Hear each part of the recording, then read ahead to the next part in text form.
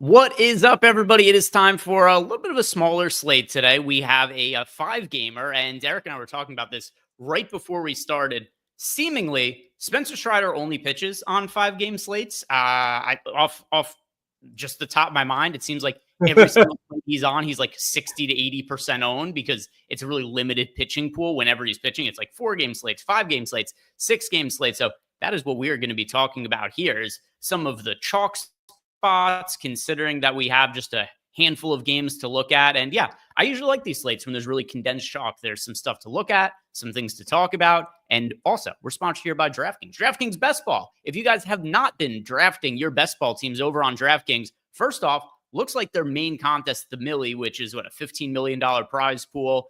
It is like half-ish way full right now, something along those lines. And we've got 4 weeks until the start of the football season. So pretty decent chance there could be overlay in the big best ball contest over on DraftKings. In your first entry for just $20, you are going to get a second entry in that contest as well. So buy one, get one over on DraftKings. Take advantage of that offer, guys. Just about a month left to go until football season. Lofty already did a first look show. So lots of football content coming in the near future. Eric, what's up, man? Not much. Just trying to figure out how to get money down on Mike Yastrzemski stolen base plus 1160 over on FanDuel. 10 to 1 is probably the best I have access to at the moment, but I'm trying to find a way to potentially get it down. My thing is Dustin May is one of the worst base run holders in baseball. -5 net bases adjusted. I don't know how to explain it. He's horrific. And that was with Will Smith as his catcher. Now he's making his debut with Boston. I've been looking at this for the last 20 minutes since I got off the fucking Peloton. And all I want to do is get money down on a Mike Yastrzemski stolen base today and not worry about this slate because it is horrific looking. But we like money. We can find multiple ways to do that. Yeah, and where we're going to have to start talking today is the two pay-up options at pitcher who are both, I mean, we got 60% ownership going to George Kirby. We've got 60% ownership going to Spencer Strider.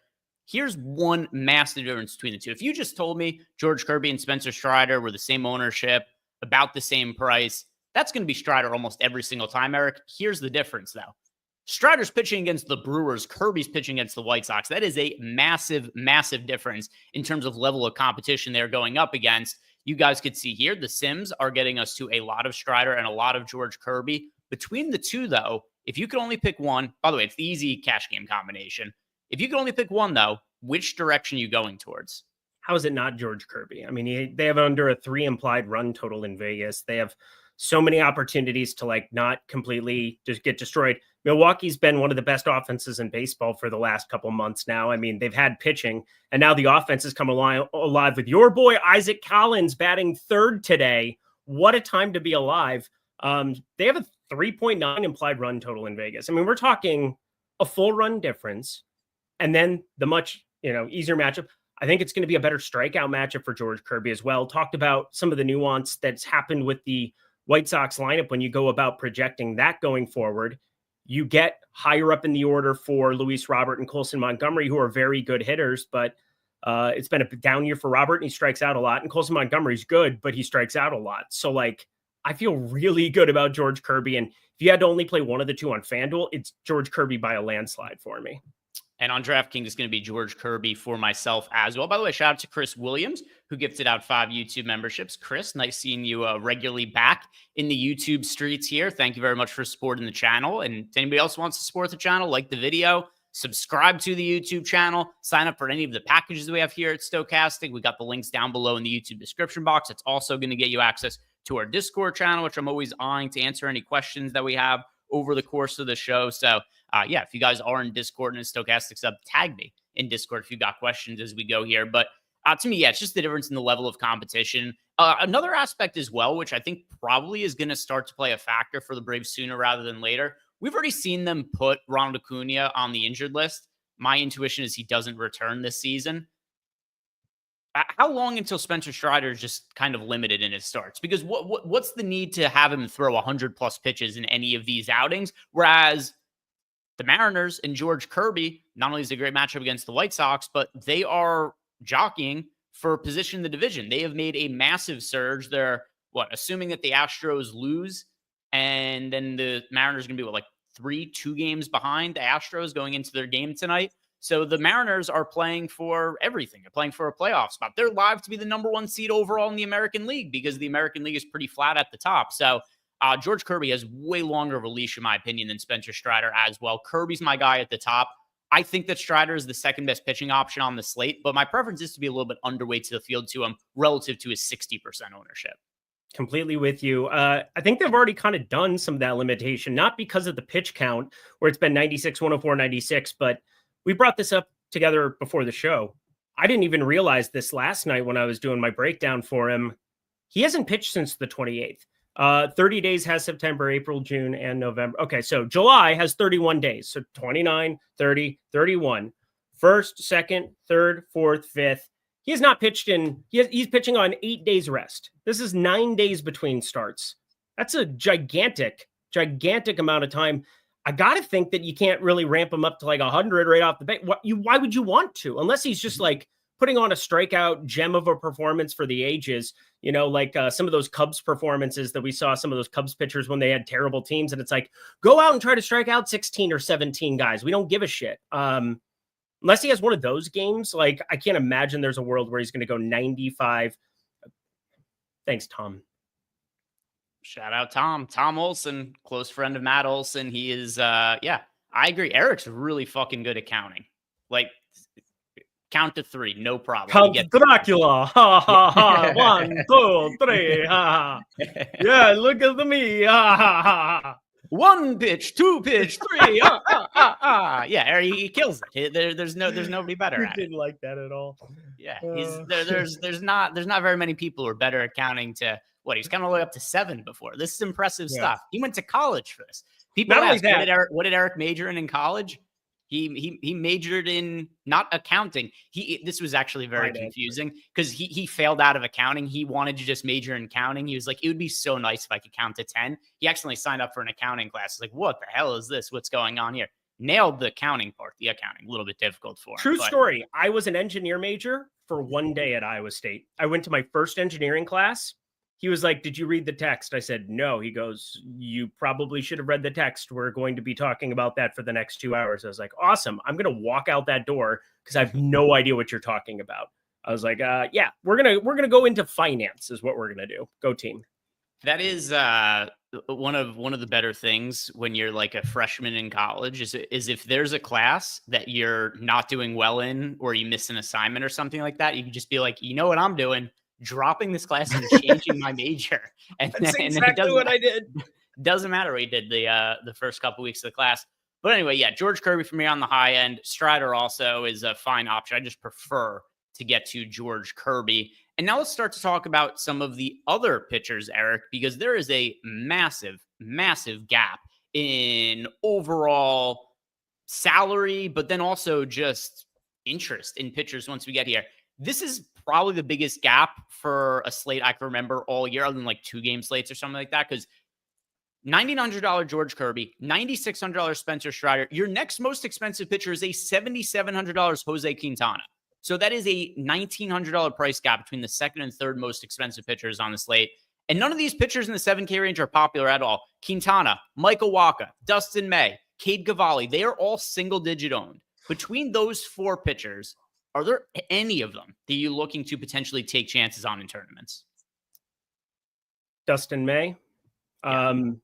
It's just got to be Dustin May. The stuff has been tantalizing forever. I think what happens with some of these Dodgers guys is that they have to be good right away because you have a good baseball team that hundreds of millions of dollars have been spent on that gets talked about ad nauseum and is expected to win the World Series every year going forward, even though baseball is a high variance outcome when it comes to playoff time. And if you don't have that lockdown stuff right away, and obviously they've had a lot of injuries the last 2 years, it didn't really matter last year. They found a way to make it work with relievers. Yamamoto was able to get going at times, and then he was dinged up, and Kershaw didn't even pitch in the playoffs and so much other stuff. But they found a way, even with Walker Buehler in his current iteration, where he just couldn't even pitch until he was able to get the save at the very end of that series. But I look at Dustin May as a guy who obviously the Dodgers, one of the more analytically forward teams, really, really liked. They just couldn't wait for him any longer. And I'm not saying that the Boston Red Sox don't have urgency to go out and win, but it's a little bit different. And there's no denying that the stuff for Dustin May is just good. I've always liked it. I will probably always like it. It's just a question of, can the 4.91 expected ERA and 4.35 xFIP, and he's been under a 1 WAR guy. Like, can we find a way to get that rebounded? Sometimes a change of scenery is all it takes, but like, you go through his 2020 to 2023 stats before he got hurt in 2024. He had some of the most ridiculous shit. He had a 136 stuff plus on his changeup. He had a 119 stuff plus on his fastball. His slider 105 plus. Everything was plus across the map. It's flattened out this year. He's added a slider specifically, like a different type of a pitch, how they graded out, and that's got 107. Everything else has been below par, but there was no denying he had some of the best arm talent in baseball. And now he just gets a new change of scenery, even though Will Smith is a way better defensive catcher than Connor Wong is. I don't care. Sometimes that can just be what a young pitcher needs, is something different to mix it up. Yeah, and Jay Nevy bringing up a point here. He says pricing is so broke, you don't really need cheap pitchers to 5-man any team. There's also a reality of that. And also, I mean, $9,900 Kirby, $9,600 Strider. It's not like they're crazy expensive or anything like that either. That's one of the other reasons that you're not really seeing pitchers pull ownership that are on the cheaper end. It's not entirely necessary for tonight. I don't love any of these pitchers, but if I am rostering one of them, and the one that does stand out the most to me, and also the one that shows up the most in the Sims, it's Dustin May, just from a standpoint of he's clearly the most talented of all these pitchers. He's 27 years old now. He hasn't been able to put it together. His numbers for the year are also not very good. But the one thing that is at least somewhat promising, he's got a strikeout rate of 21.5%. That's better than the last year we saw him pitch when it was only at 18%. He's clearly got really good stuff. And I'll take the stuff of Dustin May over Michael Wacha, Jose Quintana, or Cade Cavalli any day. So am I in love with him? Absolutely not. But considering what the other options are, he stands out to me against the Royals more than these other guys. Yep. Punts? By far. I mean, anybody you're okay with punting with? Jeffrey Springs is 25% owned. None of the other punts are pulling any kind of real ownership. Jonathan Cannon is 6% owned. Anthony Desclafani is 2% owned. Nestor Cortez is 9% owned. Of those 4 punt options, anybody that you're potentially looking to take shots on? The Jeffrey Springs one's interesting. I mean, you go through the K props today. Strider's at 6.5 juice towards the over. George Kirby's at 5.5 juiced way to the over. If you go to 6.5, juice towards that under on 6.5. But nobody else is above that 4.5 threshold except for Jeffrey Springs. And so him at 5.5 at least makes it somewhat interesting to look at it. You then add in the equation that he's facing the Washington Nationals. There's a little bit of hope there. Obviously, their best hitters are on the left side. They end up putting up DeYoung to the 3-hole today. And, CJ Abrams, James Wood get neutralized a little bit against the lefty, and Paul DeYoung strikes out a ton. Nate Lowe going to strike out a ton. Brady House, Riley Adams, Robert Hassel going to strike out a ton. I mean, if you're going to punt and try to get different, and the main reason is it's like Kirby and Strider are obviously clear-cut the best options to get to, and you don't need to go other places, but you want to go other places because the field's doing extreme things, I think, with Strider right now in his current iteration, in his circumstances. So Kirby, I'm going to probably eat the chalk with, but I do want to mix in a little bit of Jeffrey Springs, a tiny bit of Nestor Cortez, where, again, change of scenery for a guy who has had arm talent in the past. I think he's more than likely dust. I think he's more than likely done. But same thing with Yu Darvish, where it was just like, you got to roll the dice on a couple of these contrarian options just to get different iterations of lineups. And I'm playing 20 lineups today. I feel pretty comfortable getting to a lineup or two of Jeffrey Springs, a lineup or two of Nestor Cortez, but no doubt George Kirby and then everybody else. Yeah. If I'm punting at pitcher, Springs does stand out more than the other pitchers. The Sims feel that way as well. The Sims are basically only giving 4 pitchers out in lineups without making any kind of adjustments here. You're getting Kirby and Strider, you're getting Springs on the low end, then a little bit of exposure to Dustin May as a contrarian option in between. Nothing else really shows up all that frequently. For the FanDuel side of things, Eric, let's talk about that, because for cash games, I prefer going to George Kirby over Spencer Strider. For tournaments, I also prefer George Kirby to Spencer Strider. They're 45 and 37% owned, so nobody else is pulling ownership on FanDuel. Are you willing to take a shot on anybody who isn't Strider or Kirby on the FanDuel side of things? Nope. Fair. Zero interest. If you play this slate 1,000 times, the chances of somebody coming from obscurity outside of like, if you wanted to roll a dice on a Jeffrey Springs where he just gets the 6 innings and he's cheaper and he's, going completely ballistic there against Washington with that lineup, there's a lot of strikeouts there. He doesn't necessarily have the mix. This isn't Tampa Bay Jeffrey Springs, but I would be inclined to say that if you played this slate out 1,000 times, I would probably want to have 100% of Kirby Strider combination, just about all 1,000. All right. Anything else you want to add about the pitchers? If not, we'll start getting into the stacks. No, I just want Yaz stay a little base. That's all I care about today. All I right, care about. My plus 1,200 shot coming through for the people. Stack time then. So a couple of different things to discuss here. Where I want to start, though, is single entry and small field stuff, because I always think that's really interesting conversations for these 5-game slates. I'm in between a couple of stacks right now, Eric. I'm looking at 2 lineups. I'm trying to decide which one I want to go with. If you look at our sims here, you'll see Milwaukee showing up a ton as a leverage stack. So for the lineups that come out of the sims, it is like half of the lineups have Strider, a third of the lineups have the Brewers, and there's just a few lineups that don't have both. But for the most part, the sims are saying that you want to be on either Strider or stacking against him. Now, for single entry, would you prefer to play Strider or stack against him? And then if you are going to play Strider, who is the stack you like going with? But how do you want to handle the situation? Yeah, I'm going to stack against him in single entry. I'm going to play Milwaukee. I kind of knew I was going to do that when I woke up this morning too. Like I was just like, in single entry, I'm probably playing Milwaukee because I bet Strider on a 5-game slate is going to be crazy popular. You look up the tools and that is exactly the case. I think they're the best stack to get to on the entire slate purely because of the leverage aspect. And I think that you play this slate 1,000 times. I find it very hard to believe that Milwaukee doesn't surpass all expectations. Not only that, but you get into this Atlanta bullpen that doesn't exactly impress me at this point in the season. I think confirmed has some pieces, but confirmed, if you're not going to get to Iglesias, and if you have a stack that starts off pretty decently, there's a lot of riffraff that isn't Dylan Lee, that isn't Raisel Iglesias, that is just kind of waiting in the wings that you can have some fun with. So like, I love the idea of just getting to Milwaukee in single entry and taking your shots in your lineup and being pretty chalky elsewhere.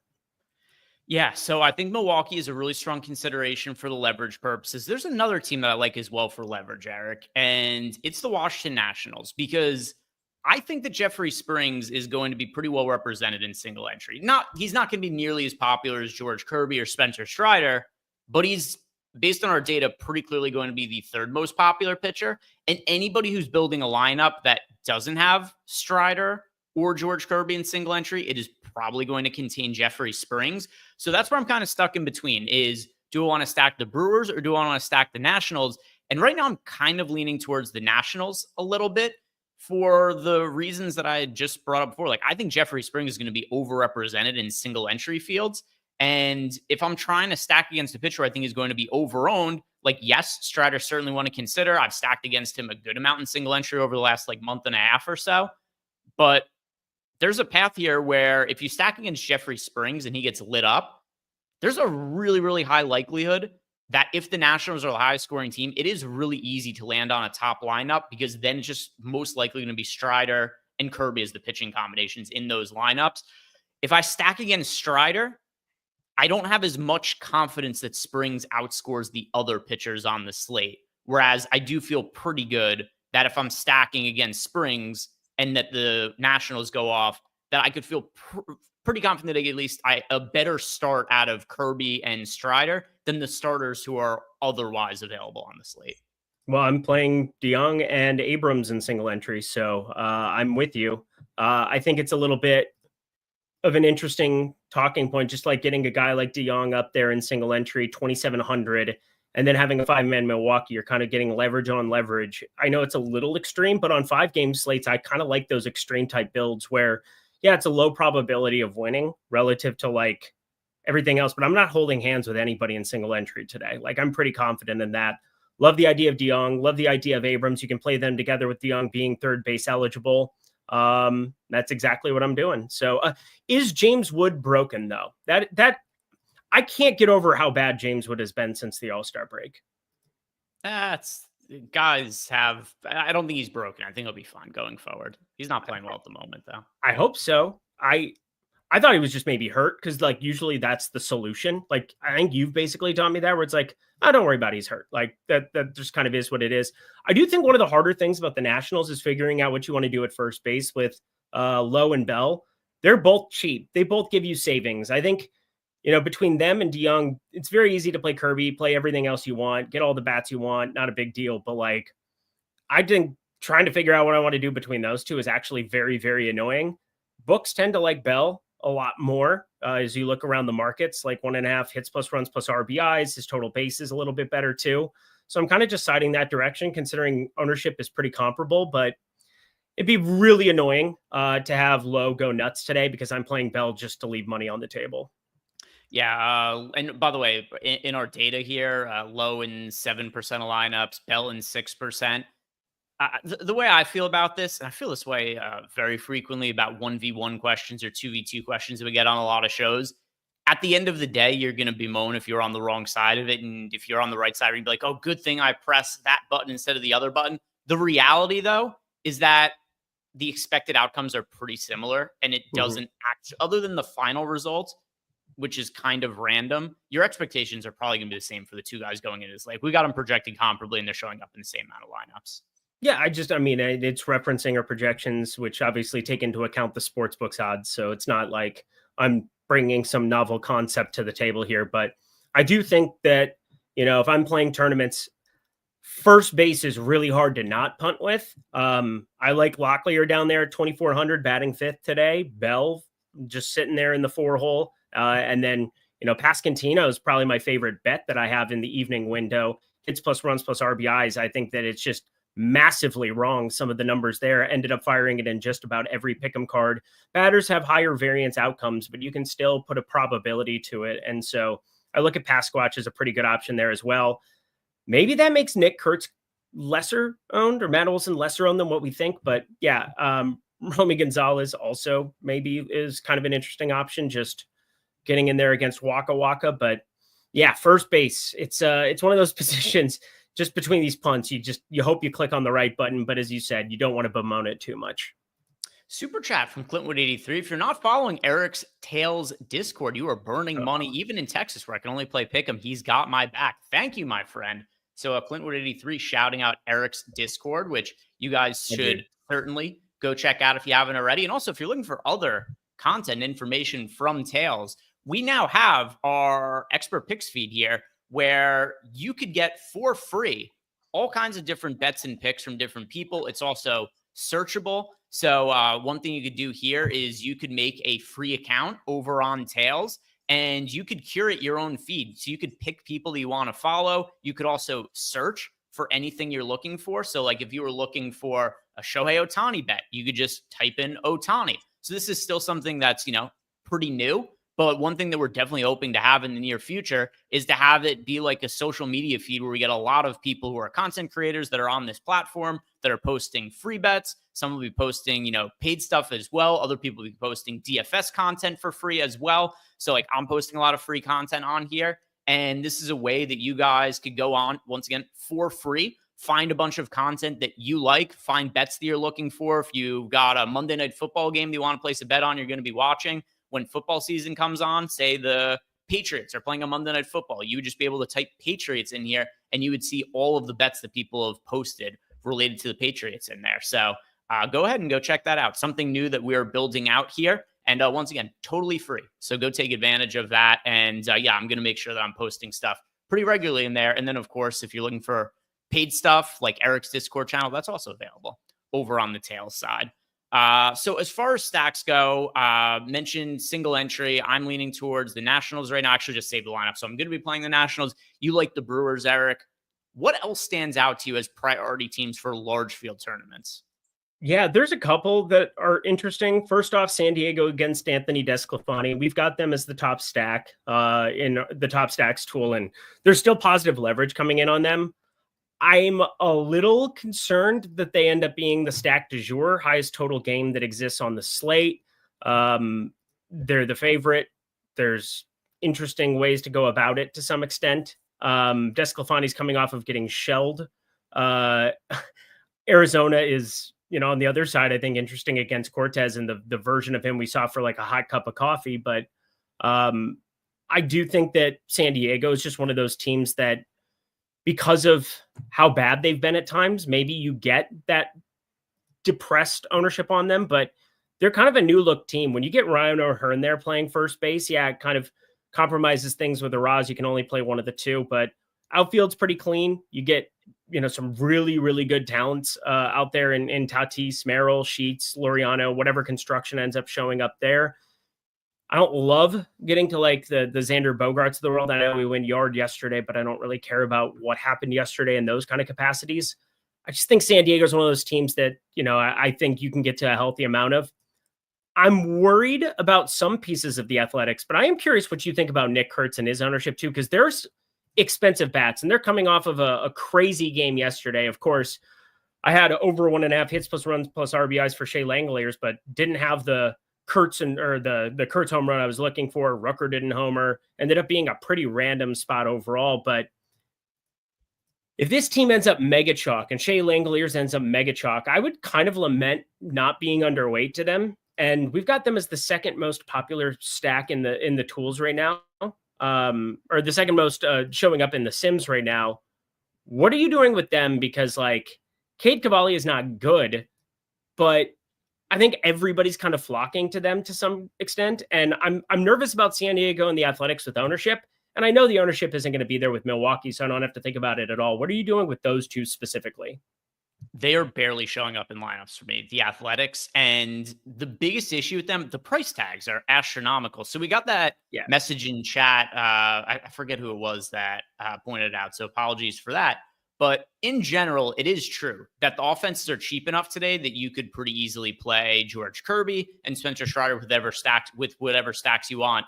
That is not true when it comes to the Athletics. Langoliers is $5K. Nick Kurtz is $6,100. Brent Rooker is $5,200. Lawrence Butler is $4,500. Tyler Soderstrom is $4,200. Sure, if you want to just stack guys like JJ Bleday and Max Schumann and Gio Urshela, yeah, you could play shitty cheap hitters from the Athletics, and that's no problem. This is a super expensive stack. That I agree with you. I think it's going to be really popular. There's only two teams that I think have problematic ownership on this slate. It's the Padres and it's the Athletics. There's clearly massive upside in the A's. I just don't want to pay these price tags for them because once you pay these, it is not possible to stack up the hitters on the A's and go to George Kirby and go to Spencer Strider. That's going to be where people are playing Jeffrey Springs. It's in these A's lineups. So I'm kind of scared off by their prices if they're playing in Coors Field. As good as the Blue Jays have been in Coors Field, they have not been as expensive as what the A's are right now. Yeah, they got done just laying complete duds every single game of that Arizona series, and that was tilting. And then what happened? Their prices went up before Washington. So great stuff overall. Kind of stayed basically in line with where they were, which, and Washington's a hitter's park, but it's a lot of ownership. It's a lot of people going back to the well after yesterday. So I'm with you more than likely. The one thing is the Nick Kurtz piece. I think that's one that we could see lower ownership than projected, and just purely because it is a big tag at 6,100 and there's so many appealing punts. So something to keep in mind in single entry if you're flipping a build.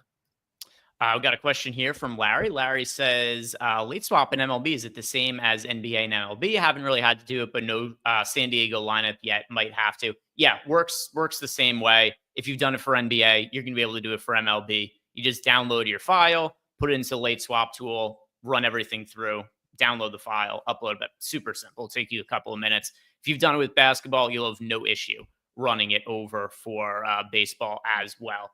So for me, I want to get back to talking about some of the stacks that I am prioritizing for today. So for sure, I think that the Brewers look good just from a leverage standpoint. I think the Nationals also look good from a leverage standpoint. And then if I talk about other teams that actually have some interest in, the Atlanta Braves against Jose Quintana, mostly because the Braves have individual hitters that, like Ozzy Albies, he's always hit lefties better than he's hit righties. You got Marcell Ozuna, who for his career has hit lefties really well. And Jose Quintana, I'm not afraid of Jose Quintana at all going up against this team.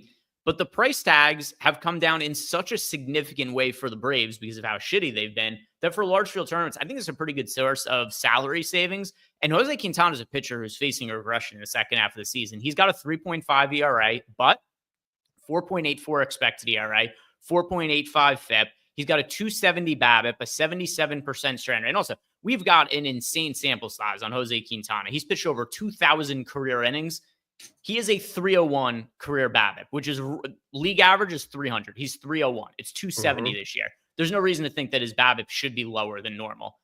Strand rate for his career, 73.5%. It's 77% this year. It'd be the highest mark ever of his career. That's also something that should regress a little bit going forward. So Jose Quintana is a pitcher who's actually been pitching like a guy who should have an ERA of about 5, and just luck factors that his ERA at 3.5. So I like the price points on the Braves to save salary. The ones that stand out the most to me are Ozzy Albies and Marcell Ozuna. That's a fantastic breakdown. I have no notes. That's the stuff that the people come here for. So I absolutely am with you. I think Atlanta, a little bit sneaky. This is the first day in forever I feel like I'm not on the Milwaukee money line. It's really hard to do with Jose Quintana. It's really, really hard in this spot. So as such, you get Atlanta. Eli White up there leading off today now too. What in the freaking world? I mean, guy hits 2 home runs at a race car track, and all of a sudden he just feels like he's God. So that's cool. Just fine getting to Atlanta. I think that everything you said is extremely valuable.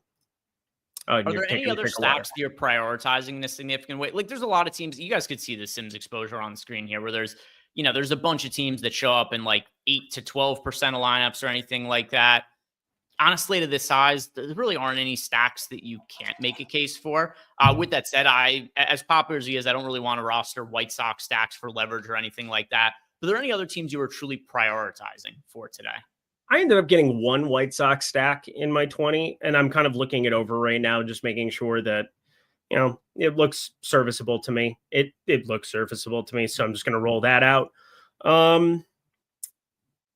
The Arizona piece, obviously, Nestor Cortez could just absolutely suck. Tools don't love him today, or don't love them today, but I think that there's still a case to be made for some of the righties that exist there, and the lefty being Corbin Carroll is a very, very good one. Somebody that I thought had too long of a number, especially considering some of the San Diego bullpen arms, Mason Miller, the other Suarez that's out there. You have an opportunity for him to be facing some righties coming in out of that pen, and it feels like a pretty decent spot. I will say this, though. Ketel Marte, I didn't realize how pronounced his splits were. He's been better from the left side of the plate this season, which has been strange because generally it's always just been in the back of my mind the last couple of years. Ketel Marte is facing a bad lefty. You just jam Ketel Marte and he wins you money. For whatever reason, Ketel Marte has been much better from the left side of the plate this year, but kind of echoes my point that it's like, well, depending on the bullpen situation, there are ways that he gets an opportunity and a crack from both sides of it. And obviously, if they end up being the winning stack that you're getting to, you're getting some weaker bullpen arms, almost of all of which are righties for the San Diego Padres. Yeah, let's see. The career numbers for Ketel Marte. So overall for his career, he has, much better numbers as a left. Well, to be fair, he's been good against both. But for his career, 137 WRC plus batting as a righty, 113 WRC plus batting as a lefty. So this year's been a little bit different. Yep. But, in general, he's been pretty damn good from both sides of the plate. But it is kind of an interesting shout out. Like, is it just randomness? Is it, something else going on? Who's to say? But yeah, there's no other real priorities for me as far as stacks go. I like a couple of those leverage spots. Outside of the leverage spots, I like the Braves for value. Let's build a couple of lineups, Eric. So we'll build a couple of lineups. Then we'll do our home run picks. So we'll go over to the single lineup sims. We'll build one DraftKings lineup. We'll build one FanDuel lineup. If any other questions come up over the next couple of minutes, we'll certainly answer those as well. But starting on the DraftKings side, which team do you want to stack for DK? Milwaukee. This is the team that it doesn't make or break my night. I have 30% of them, but they're my highest owned stack. All right, so let's build a Brewers stack here.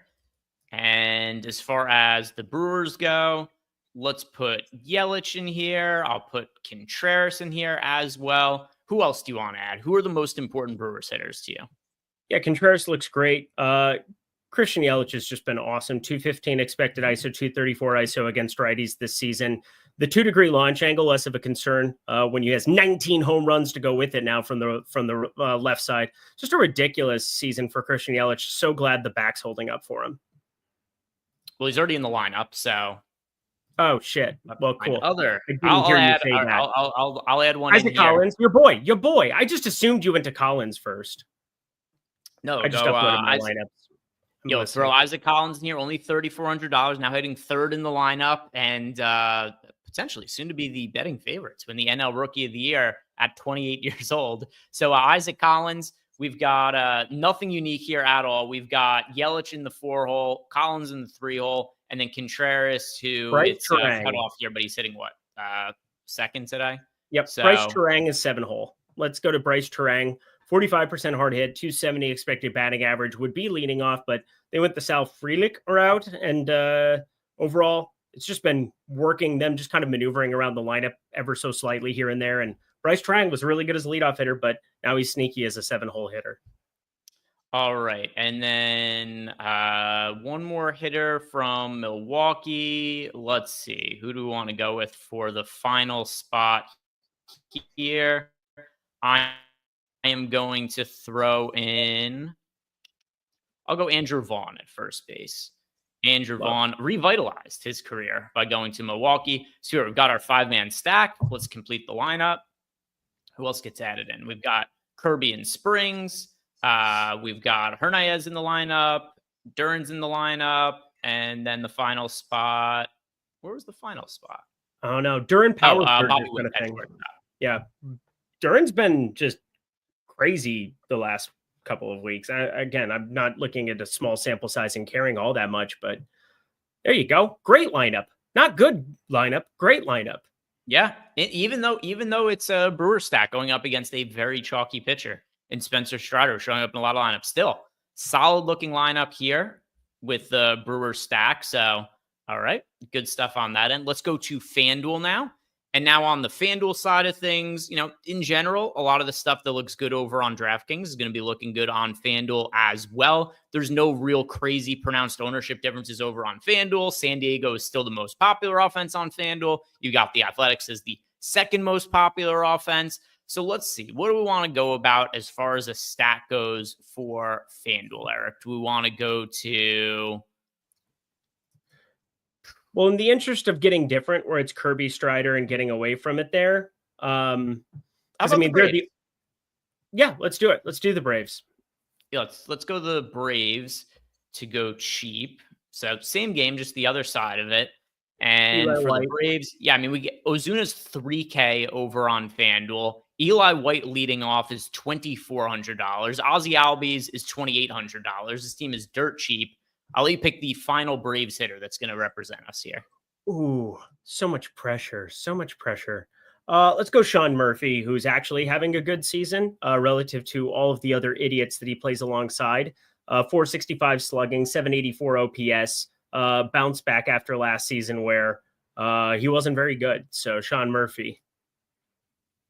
And I have the lineup completed here. So we've got Strider ended up being the pitcher in this lineup, which, that also makes sense when you've already got an Atlanta Braves stack. You're getting a little bit of extra correlation there. But, all right, so Strider, a pitcher, showed up. Then you got Machado, Bobby Witt, Rooker, Shea Langoliers. So we did get a secondary 2-man stack of the Athletics. Let's run this lineup and see how it looks on the FanDuel side of things. Another one, almost the exact same. The DraftKings lineup had, off memory, a 33.3% sim ROI. This one's got a 34% sim ROI. If you guys do want access to our single lineup sims, which we have for every single DFS sport out there, you can go sign up for it. Also want to let you guys know that today is the final day to take advantage of a sale we're going to be running for baseball season, because it's about 30 days until the start of football season. So I figured this would be a good time to let you guys know that if you want to take advantage of baseball packages leading up to football, sign up for any of them with 30% off using the promo code 30 days. So take advantage of that offer, guys, because football season, it is almost going to be upon us. And I know that as soon as football starts, there's going to be a pretty significant decrease in viewership to our shows as people go ahead and start playing football and care a little bit less about baseball. that's something that happens. So last chance to sign up for a discounted package. Our max packages, which we very rarely discount, you get 30% off with that promo code 30 days. So go ahead and take advantage of that, guys. Eric, any final thoughts here? If not, we will do our home run picks before we head out for the night. Nope, let's do it. All right, guys, you know the deal. Chat, let us know who you're picking a homer today. We'll read some of those off on the air here. But Eric, I want to know from you, who is your dong pick today? Who are you picking to go yard? Yeah, it's a bet. It's somebody that, we talked about, broke down everything. Ketel Marte looks fantastic to me today. But for the interest of doing single entry, for the interest of highlighting it here, let's go Mr. Christian Yelich. Christian Yelich against Spencer Strider goes yard. I'm going to pick a pretty contrarian option here, but somebody you talked about is liking as a value option. I have him in my single entry lineup. I'll go with Paul DeJong. Paul DeJong to homer, just $2,700. Nobody could make fun of me for being chalky with my pick, which absolves me if it doesn't home, because if it doesn't hit, I went contrarian. You can't lose if you go contrarian.